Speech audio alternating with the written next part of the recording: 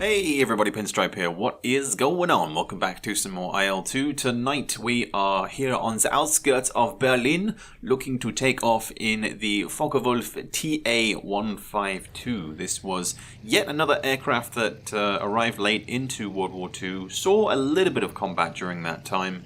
I think the numbers for the 152 were 7 aerial victories and 4 losses, but like most of the aircraft that came in late into this conflict, it had a lot of teething problems, a lot of general engine troubles early on, and of course caused some fatalities during that testing, but eventually making it to the skies. And as far as IL-2 goes, as you can tell from the title of this video, things are going to go quite well for me in this plane. So what exactly is the objective for this mission? Well, we're flying over Berlin to go ahead and try and protect some Junker 52s, that's Ju-52s. They are standard transport planes, but they are in need of protection. Now there's going to be a lot of planes in the sky today, as of course the enemy on this occasion is going to be a whole host of American fighters, in that of both the P-51s and P-38 Lightnings as well. But not only that, there is also going to be a few other planes on our side too. We've got some 109s to attempt to take care of those fighters that are coming in to try and take out those transports. And here they are, the weirdly nosed transport planes of the Ju-52s. Not exactly a pretty plane. It looks like a school bus on wheels with wings, right? Like, of course school buses have wheels, I know that, but the wing part and the nose bit just kind of make me laugh. Anyhow, we're going to be catching up to where the 109s are at, as they are currently very busy taking down this single Yak fighter who was just chilling all by himself solo, so he gets taken down in a few shots as his rudder is well and truly toasted. But it gives us a bit of time to kind of gather together. We're a very strong force right now, and we need to maneuver ourselves over the city of Berlin to take on some of the planes there. So I catch wind of some of the fighters' locations and kind of follow them along to where the rest of the 109s are. So the P-51s are very much on the menu, and the Ta-152 is really not a scaredy cat when it comes to maneuverability and gaining altitude. This plane was predominantly built for high altitude interception, which was something that the Germans were struggling with at the latter portions of World War II. As was commonplace for both Japan and Germany in late 1944 going into 1945, those raids with the B-29s were really proving troublesome, and as I say, the Germans were in need of a fighter that could take them on and kind of relieve a bit of pressure from the Bf-109 as being the primary workhorse for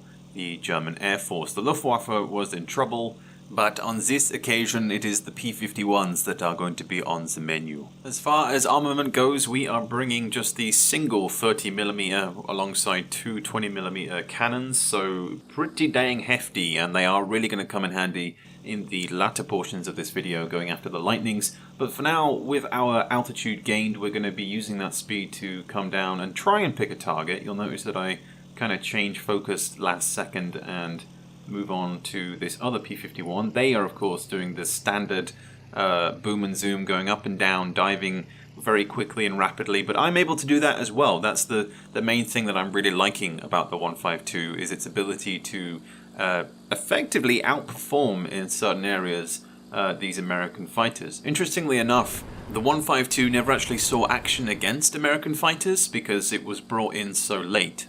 As for this Mustang though, his numbers are near enough up. You'll notice that our altitude is slowly decreasing. I'm using that to my advantage to gain speed on him, and I eventually do get a few shots off onto him that maneuver his plane into an uncontrollable spin, and he eventually crashes out, and that is my first confirmed kill of the day on a P-51 of all things. Not what I was expecting, but don't forget that I am bringing a full squadron of Ta-152s with me, so the boys are chilling. You'll see them all in the background there, but just looking at the replay, you'll see the shots that I did get onto him, and it was actually a shot onto his left or right wing, yeah, his left wing, that puts him into a bit of a spin, and he slowly decreases altitude and just spins out. So yeah, not a kind of shooting him up into pieces kind of kill, but just enough to maneuver him off course and put the pressure on him to be defensive, which when you're in that kind of position and you've got both myself and then the other 4 152s behind you, you can understand where the collision occurs. But anyway, we're instantly going to be flying back up again, gaining that altitude and maneuvering onto the next P-51 because I am not stopping. I do get a few shots onto the right side wing of this next Mustang, but it's going to be a fairly long chase that went on for maybe a bit too long. Again, you'll notice the boys are trying to gain altitude and speed against this Mustang as well, but he is maneuvering quite well around the clouds, trying to lose us in this thick cover, which almost pays off for him, but thankfully with the high altitude and quick, I guess rapid altitude gain that the Ta-152 can gain, it was really not that difficult to keep an eye on him and keep on his tail. Much like the previous kill, this one is also going to be fairly lackluster in the damage department. I do get a few shots off on him, which means that the kill is technically mine, but it's going to be yet another one down to, I guess, pilot error, because I lose him in the clouds there, but if you look at the replay, it's just as he turns, I get a few hits on his tail, he turns into a dive, and at this point it's near enough game over. Maybe I did enough damage to his rudder. You can see he is leaking fuel as well, but the uncontrollable spin is already locked in, so it is game over for this next P-51. So that is kill number 2 confirmed, and it's on to the P-38 Lightnings now, as that full squadron of Mustangs has been wiped out. The other members of my squadron were able to take down the other ones while I was busy focusing on those other 2. But getting over the city here, I am looking to break apart initially these 2 P-38s. They are chilling too comfortably. I mean, look at the skies, absolutely filled with planes, but we do have numbers on our side, including a few BF-109s that are still chilling around.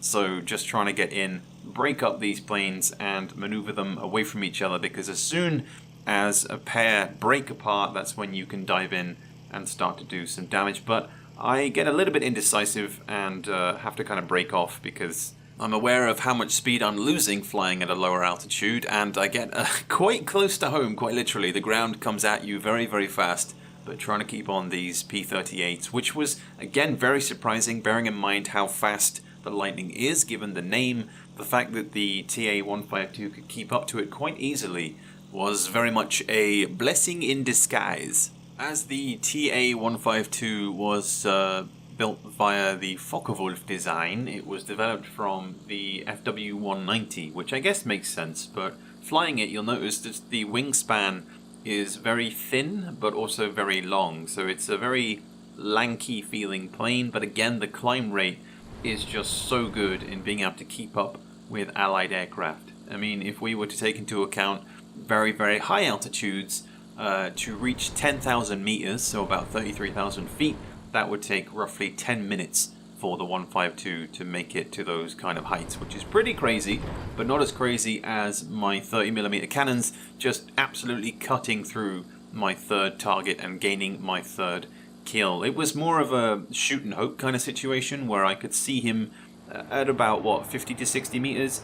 We'll take a look at the replay again, and I've talked about it many times in previous videos. The P-38's tail is the thinnest part of the plane, so you wipe that out and the entirety of the plane is done for, because the pilot loses control. It's that connecting bit that connects the 2 engines to the back of the tail.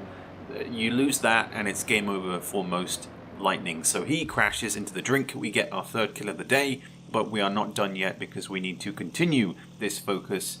You'll notice this time around that I am out of the city. I have been tailing this next 38 for a while, who has taken me over this airfield. He was tailing one of my squadron members, so I figured I'd back him up, and we chase him back into the center of town to then try and put more bullets into him. But sadly for me, this will be the one P-38 that will get away for now, because even though I decide to chase him, I do eventually call off the chase because he ends up getting too far away too quickly, and it would have drawn me out of the rest of the battle, which is not what you want when your entire squadron is already chilling in town.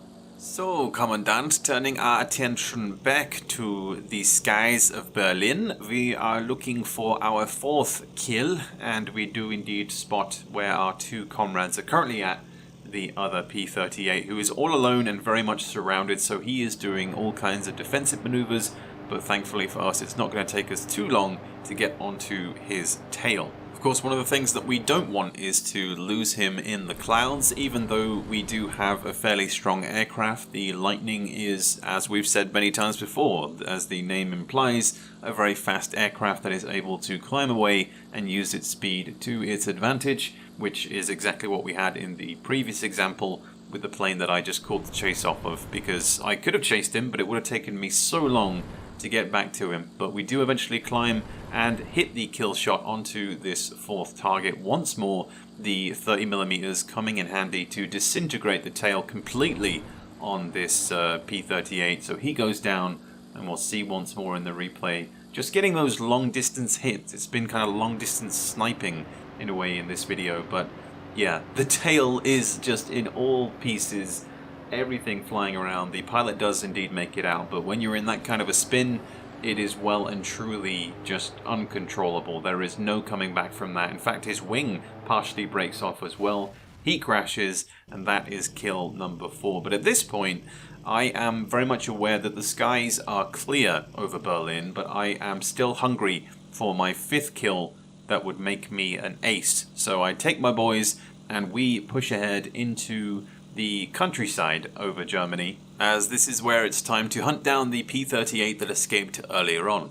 I am also very much aware that we are losing light fast, the sun is setting, and the last thing we want to be doing is dogfighting in the dark. Of course, that's not to say that the 152 is incapable of that, but we do eventually come across our target as he is alone, just chilling in the corner and very much surrounded by all of my squadron. So once more we're going to be putting our guns to the test from a fairly long range, but he is once more going to use the same tactics of climbing high, but I am finally in a plane that can keep up with him and doesn't stall out, so I am very much comfortable in this position to take the shot and get my 5th and final kill. Confirmed ace in the Ta-152 as the 3rd and final Lightning goes down.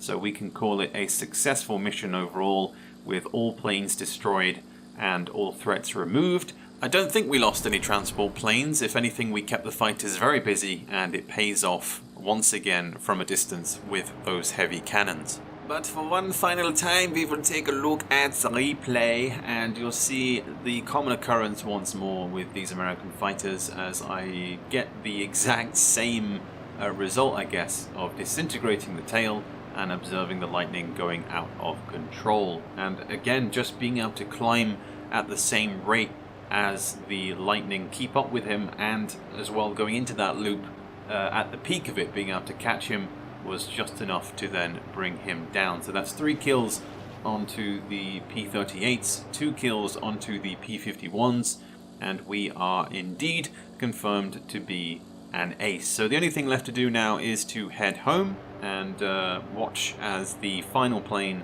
plummets to the ground and smashes into many pieces. But of course, I have to show proof of my achievement, so here are the confirmed kills, that the ace role has been assumed, and the only thing left to do is to land safely, because, you know, to top things off, you kind of want to have a nice smooth landing, and this one was maybe a little bit faster than it should have been. You can see here I am trying to push myself into a little bit of a side slip to reduce that speed, but as we come into the airfield, yeah, it's a little bit too fast still. Anyhow, we did time it perfectly with the remaining daylight coming in with that final beautiful sunset as an ace. It is a really good feeling, but I hope you guys enjoyed, as that is going to wrap it up for this video. I will leave you with the remainder of this landing as we come in, like I say, kind of hot, getting that first bounce, but using literally the entirety of this runway to get home safely. But let me know your thoughts on everything in the comments below. If you've got a specific plane that you want me to fly or take on in future, then do let me know, and I'll catch you guys later for the next one. Peace out, everybody.